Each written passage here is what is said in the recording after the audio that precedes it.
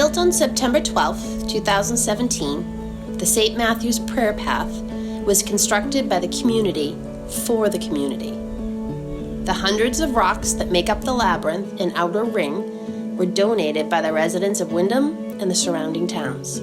The group of over 30 volunteers who donated their time and energy to lay those stones was comprised of church parishioners and women from Mosaic of Faith. What is a prayer path? A prayer path is a walking prayer that leads us closer to God.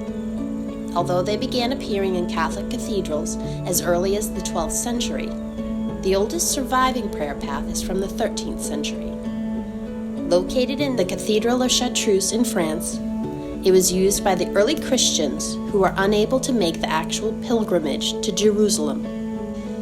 Built in the shape of a labyrinth, the single path spirals in and then out from one center point. There are no dead ends. It's impossible to lose your way. Ours is made entirely of stones as a reminder that God is our rock and the only one we should build our foundation upon. There are 3 stages of walking a prayer path: the examine, the nailing to the cross, and the resurrection. At the entrance of the prayer path, pause and raise your eyes to the cross. Take a moment to breathe deeply and center yourself. As you journey into the spiral, review all that is troubling you. Share all of your issues and their resulting emotions with God in silent conversation. When you arrive at the center, pause and raise your eyes to the cross again. Feel God's presence there. Stay at the center point for as long as it takes to hand everything over to Him. Let God nail all your problems and concerns to the cross. Then begin the journey out. As you do so, recognize that you're retracing the same exact steps you walked on the way in. However, now you're doing so with a lightness of being, renewed hope, and joy.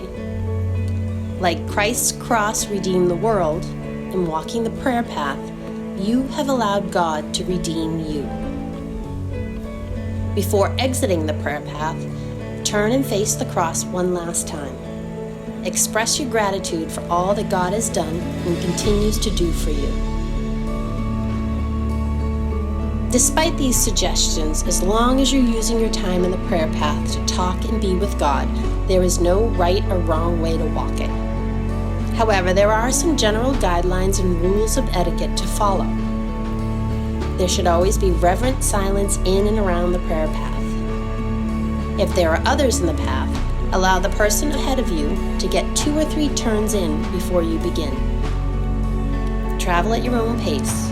If you're walking faster than the person in front of you, it's okay to pass him or her.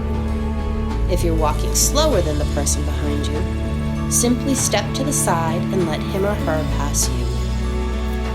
For those not able to walk the prayer path, the St. Matthew's Hands of Mercy and Knights of Columbus have donated reflection benches. They've been strategically placed in direct view of the cross for reflection and prayer.